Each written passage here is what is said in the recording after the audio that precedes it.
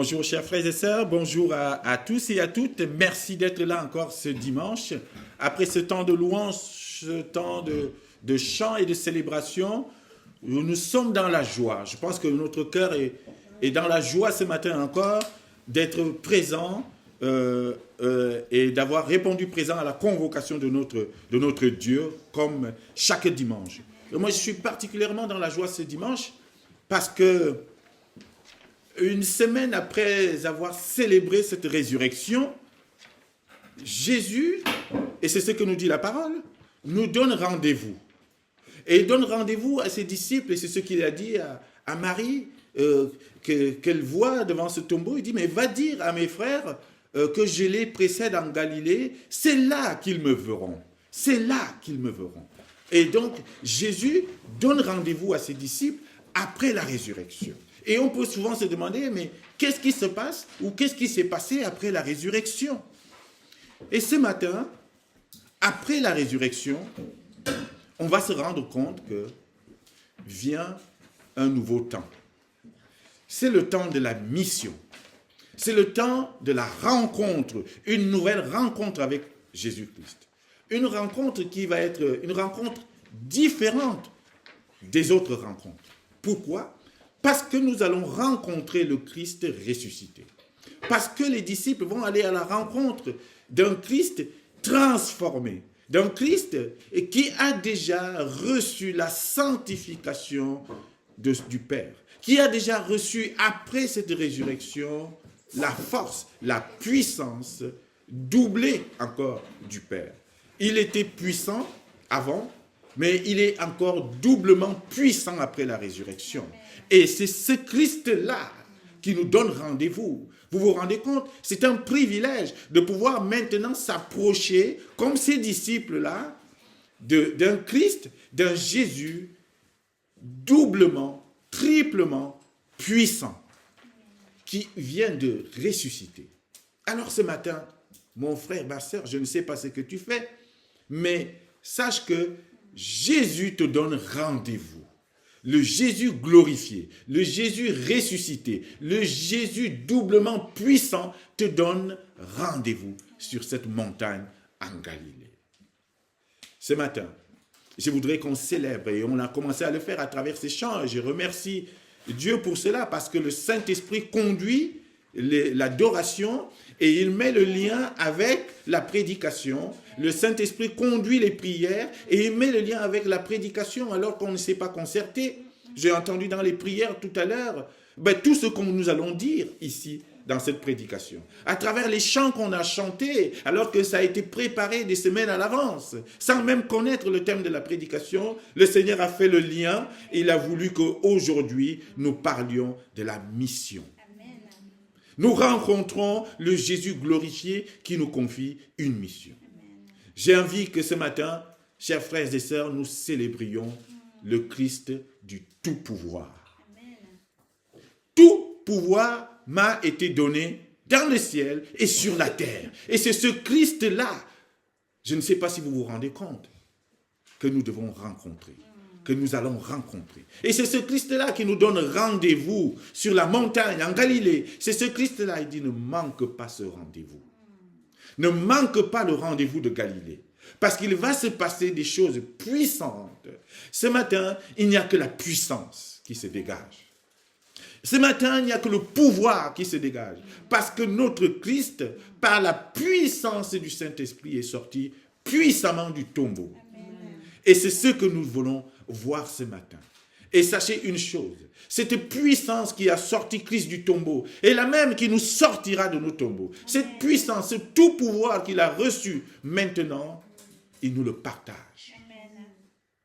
Ce n'est pas pour rien, ce n'est pas par hasard, parce qu'il n'y a pas de hasard dans la Bible, que Jésus prononce ces paroles après la résurrection.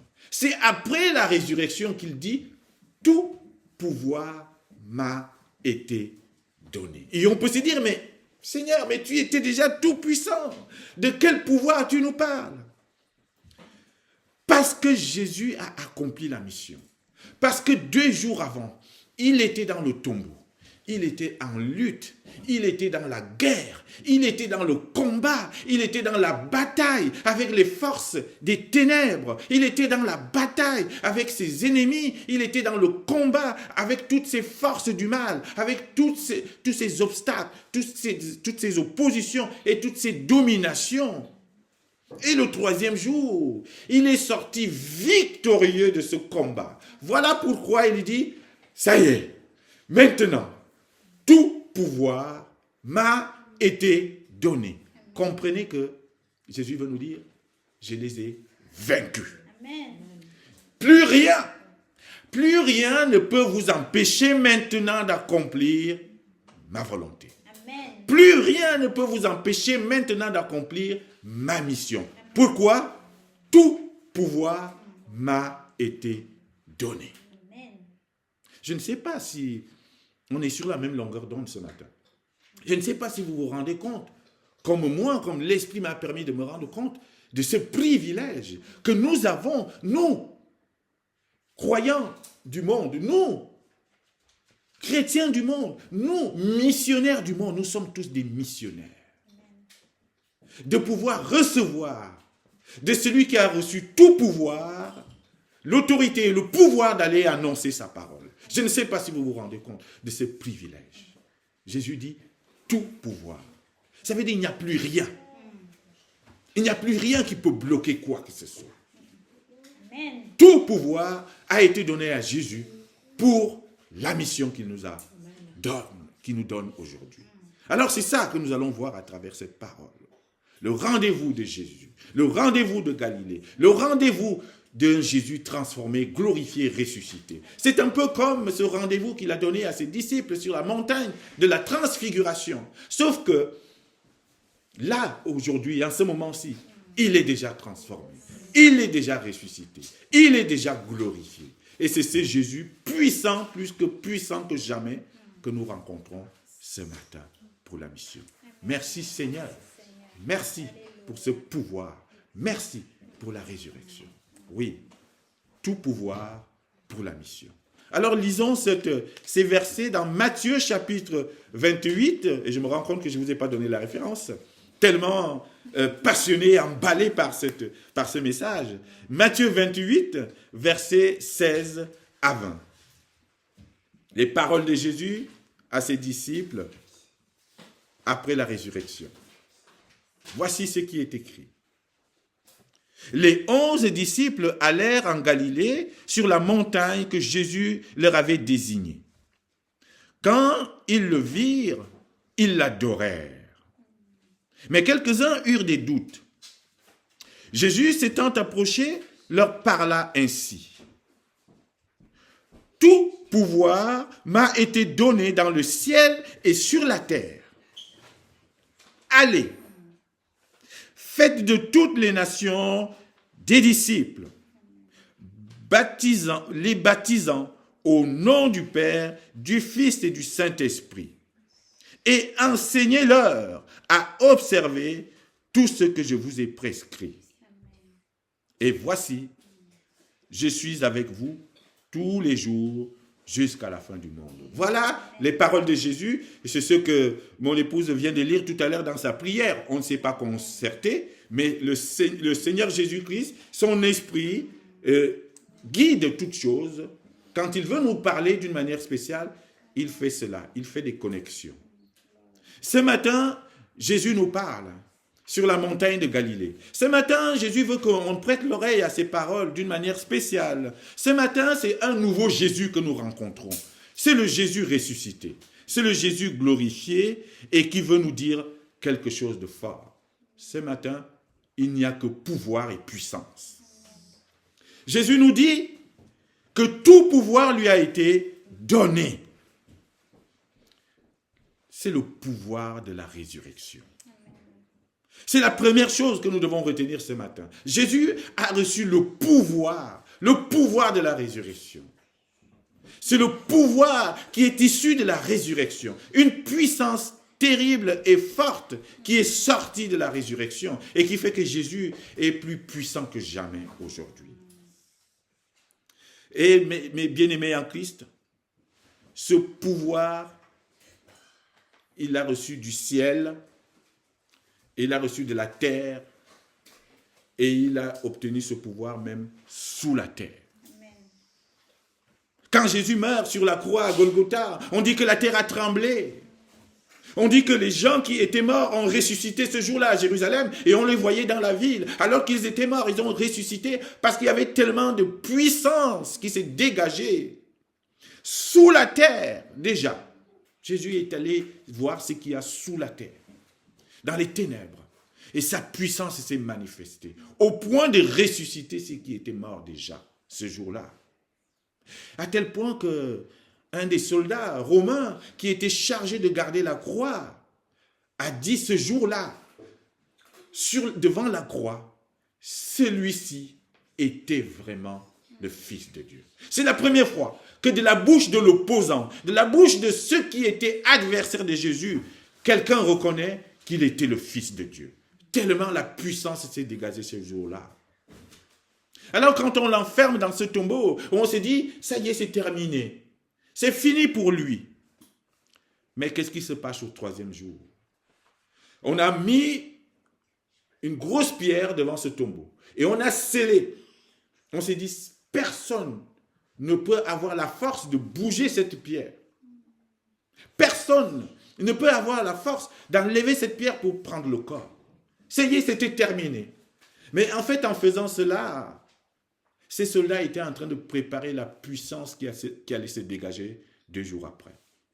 Cette pierre, aussi lourde, aussi scellée qu'elle était, a été enlevée par la puissance de l'Esprit de Dieu.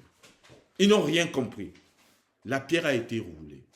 Donc il y a un pouvoir et une puissance derrière la croix, un pouvoir et une puissance derrière le tombeau de Christ, un pouvoir et une puissance qui se dégagent au jour de la résurrection. Et ce pouvoir s'accumule en une seule personne, Jésus-Christ. Il a reçu ce pouvoir du ciel, il a reçu un pouvoir de la terre, il a reçu un pouvoir sous la terre.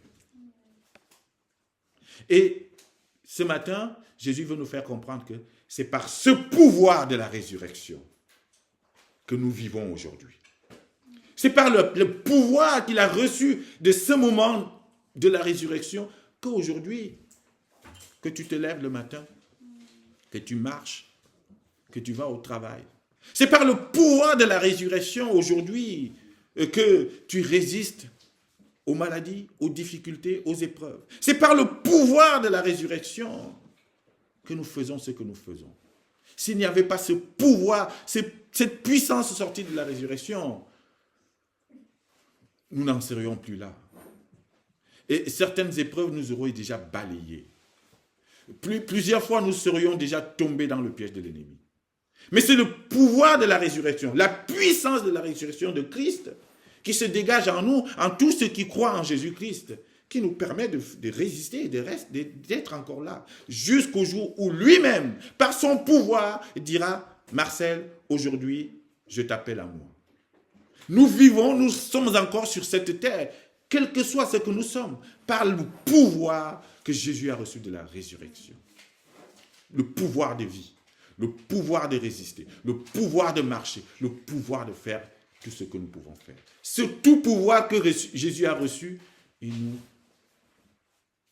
nous le donne et il nous permet de résister et de vivre.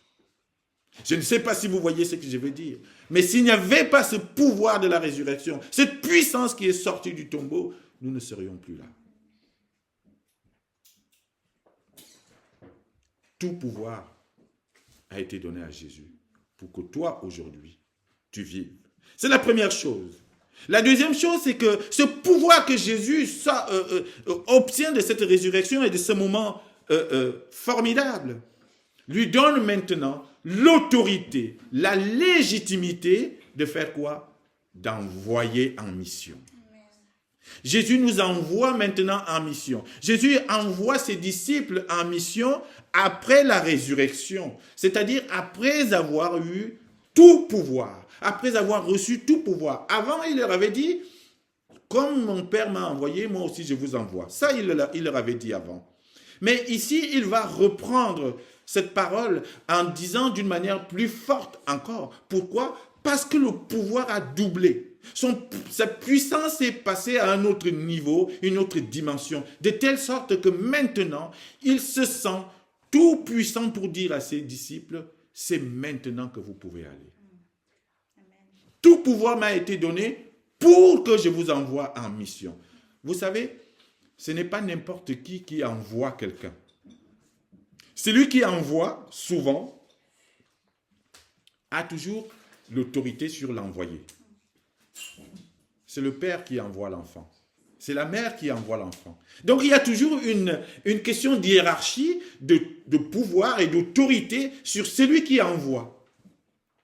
Donc Jésus envoie ici parce qu'il a l'autorité, la légitimité et tout pouvoir pour maintenant envoyer ses disciples. Oui, pour envoyer, il faut cette autorité. Il faut cette légitimité qui va maintenant, comment dire, donner une certaine vie ou une certaine force à la mission qu'il donne. Parce que si c'est quelqu'un qui n'a pas d'autorité, qui n'a pas de légitimité, qui t'envoie à une mission, la mission n'a pas de sens. Et puis, la mission n'aura pas tout le poids.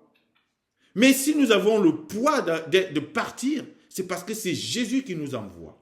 Et Jésus a l'autorité qui lui vient du Père, du ciel et de la terre.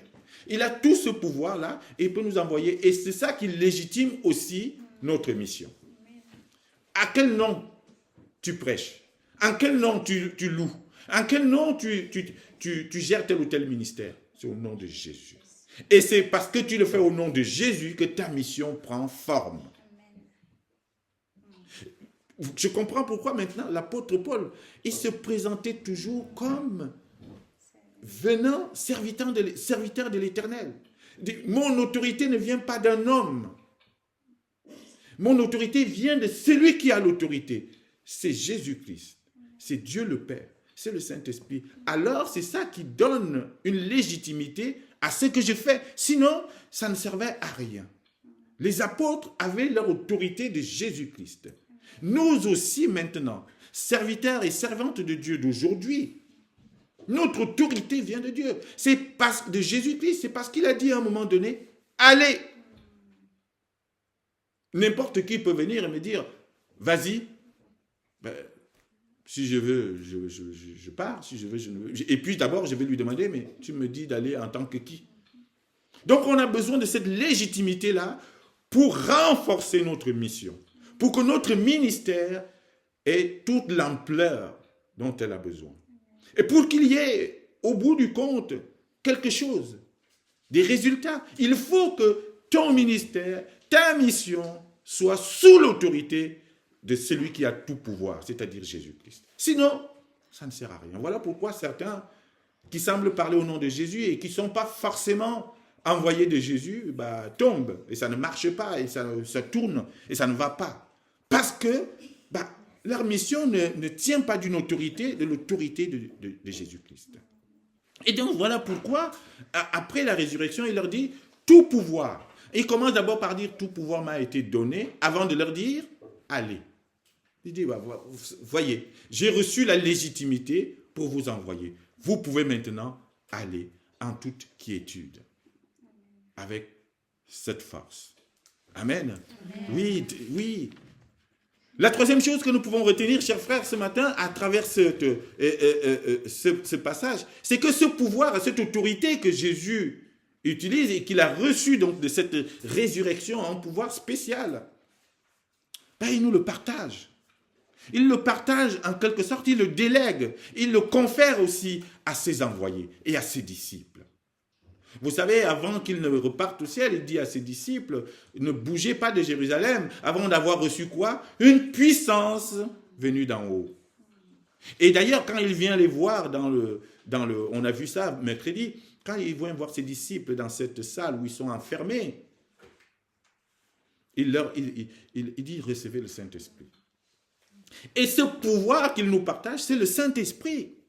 C'est le Saint-Esprit qui est le pouvoir délégué de Jésus-Christ, le pouvoir qu'il nous donne pour pouvoir aller justement accomplir cette mission qui n'est pas facile. Parce que tant qu'il n'y avait pas ce pouvoir du Saint-Esprit, les disciples ne pouvaient pas partir. Et c'est à partir du moment où ils ont reçu ce Saint-Esprit, ce pouvoir, qu'il leur dit, mais maintenant vous pouvez aller évangéliser, porter la parole à Jérusalem, en Samarie, en Judée et partout dans le monde, jusqu'à l'extrémité du monde, parce que vous êtes dotés du pouvoir que je vous donne, que je vous partage, qui est le Saint-Esprit. Donc, le pouvoir, le tout pouvoir de Jésus nous est partagé ici à travers le Saint-Esprit. C'est pourquoi ce pouvoir nous est donné, pourquoi? Pour s'assurer de la bonne exécution de la mission. Personne ne peut aller parler au nom de Jésus si tu n'es pas doté du Saint-Esprit ou doté de ce pouvoir. Personne. Pourquoi? Parce que tu parleras en ton nom, parce que tu parleras par la chair et ça n'aura aucun effet. Voilà pourquoi l'apôtre Pierre, vous savez, avant on a vu le film de Chosen, on voit que l'apôtre Pierre, avant même d'avoir reçu vraiment le Saint-Esprit, il essayait de prêcher. Mais il était maladroit, il s'embrouillait, c'était pas bien, ça ne donnait rien du tout. Mais dès qu'il a reçu le Saint-Esprit, dès le jour de la Pentecôte, l'apôtre Pierre prend la parole. C'est la première prédication qu'il fait. 3000 personnes converties ce jour-là. Vous vous rendez compte? Ce n'est plus le même Pierre. Parce que tout simplement, la puissance du Saint-Esprit est descendue sur lui. C'est par le pouvoir du Saint-Esprit que Jésus-Christ nous délègue que nous devenons ses serviteurs et ses servantes. Et que nous accomplissons la mission. Sans le Saint-Esprit, nous ferons avec la chair. Nous ferons comme des hommes et ça ne donnera rien. Merci Seigneur ce matin de nous avoir partagé ton pouvoir à travers le Saint-Esprit. C'est ce que nous devons dire aujourd'hui. Ce pouvoir, ce tout pouvoir que Jésus reçoit, il nous le partage. Il dit donc, allez. Quand il dit allez, il dit voilà, ça y est, le Saint-Esprit est sur vous. Jésus nous confère son pouvoir. Il nous délègue son pouvoir. Quelque part dans l'Évangile, il nous dit, je vous ai donné le pouvoir de marcher sur les serpents et les scorpions. Nul ne peut vous nuire. Aucune puissance de l'ennemi ne pourra tenir devant vous, parce que je vous ai donné le pouvoir. Christ nous donne le pouvoir. Nous avons une onction du Saint-Esprit. Les chrétiens, les croyants. Et nous sommes tous, autant que nous sommes, des serviteurs et des servantes de Dieu. N'y voyez pas juste, ok, il y a une hiérarchie qu'il a définie dans l'Église avec les pasteurs, les prophètes, les enseignants, les diacres, etc., etc. Mais nous tous, nous sommes des serviteurs, chacun selon le don que Dieu lui a donné. Et quand il donne un ministère, tu as le Saint-Esprit qui va avec. L'esprit de pouvoir qui va avec pour que tu puisses faire. En fait, ce pouvoir-là, c'est la possibilité de faire, le pouvoir de faire les choses. Ce n'est pas juste une puissance pour essayer de dominer et d'écraser les autres. Non, il ne faut pas comprendre ça comme ça. C'est par cette puissance ou cet esprit-là que nous pouvons faire les choses pour Dieu. Amen. Sans cela, ce ne sera que la chair. Le pouvoir reçu de la résurrection nous est partagé à travers le Saint-Esprit. Et on ne peut que dire merci Seigneur. Oh, chers frères et sœurs. Et ce pouvoir nous est donné pour quoi? Ce pouvoir nous est donné pour une mission qui elle-même est puissante. Et la mission que Jésus nous donne ici, on l'a appelée le grand commandement. On l'a appelée la grande mission. Une mission internationale. Cette mission que Jésus donne à ses disciples ici et qui commence par aller à un contenu. Bien-aimés en Christ. Cette mission, c'est de faire des nations des disciples. Voilà notre mission. Voilà la mission du disciple de Christ. Voilà la mission de celui qui a accepté Jésus-Christ. Fait des nations des disciples pour Christ. Il a dit à ses disciples ici sur cette montagne de Galilée, mais il te le dit à toi aujourd'hui, toi le chrétien, toi le serviteur, toi la servante, toi qui l'as accepté. Jésus parle à toi aujourd'hui. Il te dit, va faire des nations des disciples. Notre mission, c'est de faire des disciples. Et le mot nation ici, ça m'a interrogé. Mais je dis, mais Seigneur, est-ce que nous sommes tous appelés à aller au plus loin? Le mot nation, c'est d'abord aller dans le monde, dans les nations qui ne connaissent pas Jésus, qui ne connaissent pas Dieu. Aller leur parler de Jésus. On a chanté tout à l'heure. Et l'apôtre Paul, c'était l'apôtre des païens, l'apôtre des nations, l'apôtre qui était appelé à aller vers ceux qui ne connaissent pas Jésus, ceux qui n'ont pas entendu parler de Jésus, ceux qui ne connaissent pas qui était Jésus. Et la mission de l'apôtre Paul, c'était d'aller leur parler de Jésus. Et quand il dit, allez faire des nations mes disciples, allez vers ceux qui ne me connaissent pas et parlez-leur de moi, afin qu'ils se convertissent et qu'ils me suivent. Le disciple de Jésus, c'est celui qui le suit. Et on a vu dans le thème tout à l'heure, suivre Jésus. Ça veut dire être disciple de Jésus. C'est ça notre mission. On n'a rien d'autre à inventer. Nous devons tout faire pour que les gens deviennent des disciples de Jésus. Et c'est ça les nations, c'est-à-dire ceux qui ne connaissent pas Jésus. Et oui, ils sont au loin, peut-être. Les nations en Afrique, en Inde, en Asie, partout. On peut aller très loin. Oui, c'est ça aussi les nations. Mais les nations aussi, bien-aimés en Christ, c'est ceux qui sont plus proches de nous. Au plus près de nous, c'est celui qui ne connaît pas Christ. Mais qui est ton mari ou qui est ta femme et qui est ton enfant? C'est lui ta nation. Et ta mission, c'est de faire de lui et de faire d'elle disciples de Christ. Alléluia. Parce que parfois, on avait compris cette parole comme si Jésus nous envoyait tous à l'autre bout du monde. Oui, c'est bien, on peut tous y aller. Mais parfois, on pense d'abord aller à l'autre bout du monde et en oubliant qu'à côté de nous, près de moi, il y a une nation. Mon mari, c'est une nation. Je dois faire de lui disciple de Christ. Mon fils ne connaît pas Christ. C'est une nation vers laquelle Jésus m'envoie. Vas-y. Ton fils est une nation et tu dois faire de lui mon disciple. Commençons d'abord par regarder ce qu'il y a autour de nous. Notre voisin, c'est une nation. Jésus m'envoie vers lui. Fais de lui mon disciple. Alléluia. Oui, c'est ça notre mission. Faire des nations des disciples. Ça veut dire faire que les gens se convertissent à Christ, l'adoptent, l'acceptent et le suivent. Alors, comment on va faire cela? Comment on va faire que mon frère, ma soeur ou mes amis au loin dans le monde deviennent disciples de Christ? Et Jésus-Christ nous le dit. N'allez pas inventer les choses pour faire des nations mes disciples. Je vous dis ce qu'il faut faire. En faisant quoi? En les baptisant. Comment faire des disciples? D'abord en les baptisant au nom du Père, du Fils et du Saint-Esprit. Ça veut dire quoi? Présentez-leur le Dieu Trinité. Le Dieu Père, le Dieu Fils, le Dieu Saint-Esprit. Dites-leur ça. Qu'il y a un Dieu, mais qui se déploie en 3 personnes.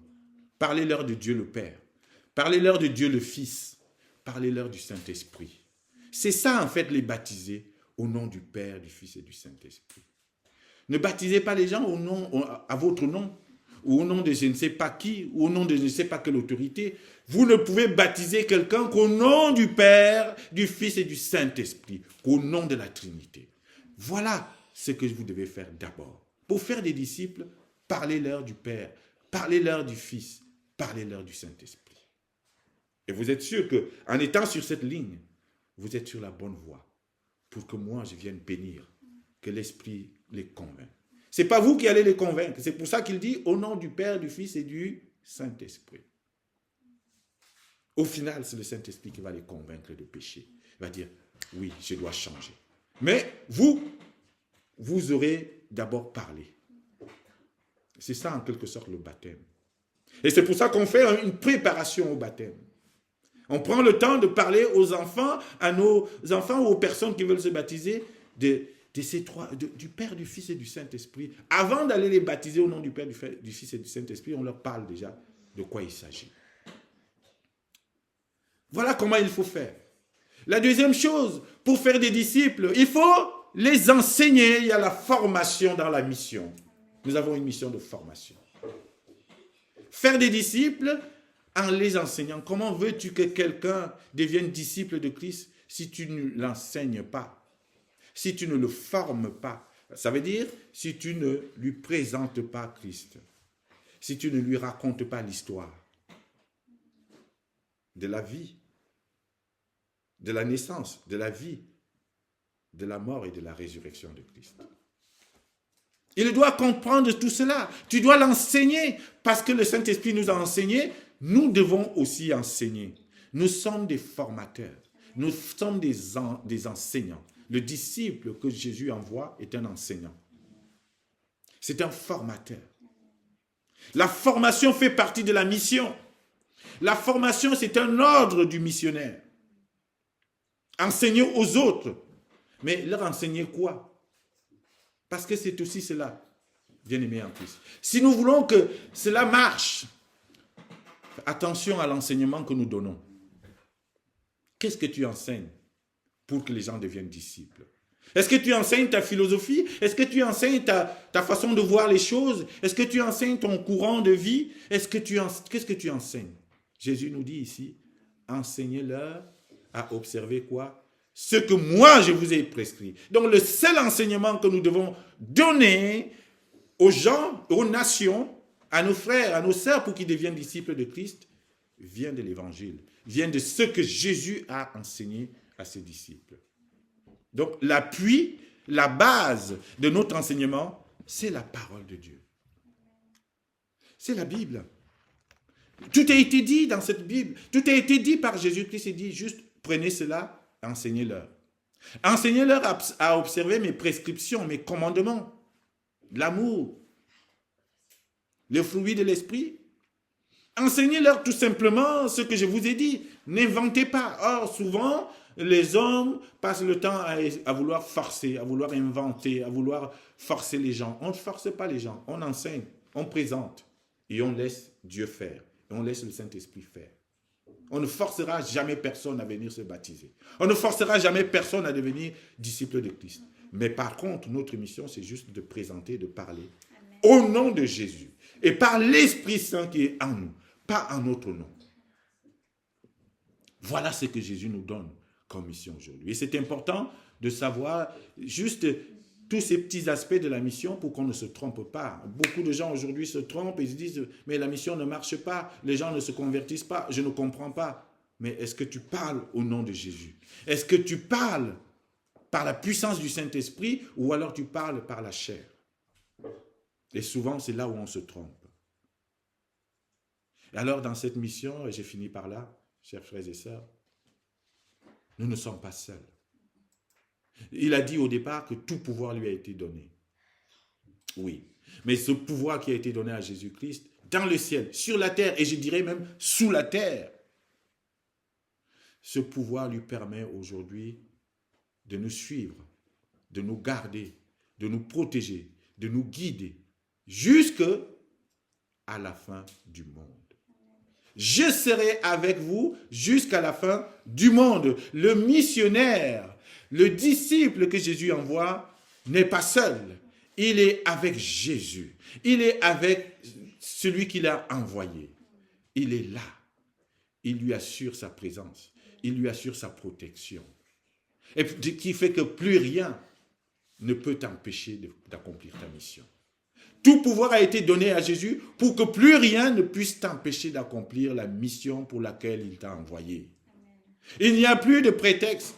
Il n'y a plus d'alibi aujourd'hui pour dire « je ne peux pas parce que j'ai trop de travail. Je ne peux pas parce qu'on n'a pas un local. Je ne peux pas parce qu'on n'arrive pas à trouver un endroit. On arrête. » Non, Jésus dit « tout pouvoir m'a été donné pour que tu accomplisses ta mission. » Donc aucun obstacle ne doit t'empêcher de continuer ta mission. Bien sûr, il y a des difficultés. Bien sûr qu'il y aura des obstacles sur ce chemin de la mission, bien sûr. Mais Jésus te dit, j'ai tout pouvoir pour te permettre de traverser ces obstacles. J'ai tout pouvoir pour te permettre d'avancer malgré tout. C'est ça que Jésus veut nous dire aujourd'hui. Et je comprends maintenant pourquoi il a dit, Et c'est la mission de l'Église. Parce que si Jésus n'avait pas ce tout pouvoir, issu encore plus fortement de la résurrection, il n'y aurait plus d'Église dans le monde. Le christianisme se serait arrêté. Et il a dit à Césarée de Philippe, les forces, les portes de l'enfer ne prévaudront pas sur l'Église. Tu es Pierre, et sur cette pierre, je bâtirai mon Église. Et les portes de l'enfer ne prévaudront pas sur cette pierre, donc c'est-à-dire sur cette Église. Pourquoi? Parce que tout pouvoir a été donné à Jésus pour battre ses forces et ses portes de l'enfer. Donc l'Église avance. La mission avance malgré tout, et ta mission doit avancer aussi. Alors, bien-aimés en Christ, nous n'avons plus aucun prétexte. Nous n'avons plus aucun obstacle, même si c'est difficile, bien sûr, pour dire « j'arrête là la mission ». Non. Le tout pouvoir de Jésus te permet d'aller jusqu'au bout. Et la difficulté que tu rencontres peut-être dans ta mission là, elle n'est que passagère. À un moment donné, Jésus vient ouvrir les portes et tu avances. Merci Seigneur pour le tout pouvoir. Il a reçu tout pouvoir pour nous permettre maintenant, nous, d'accomplir sa mission. Amen. Amen.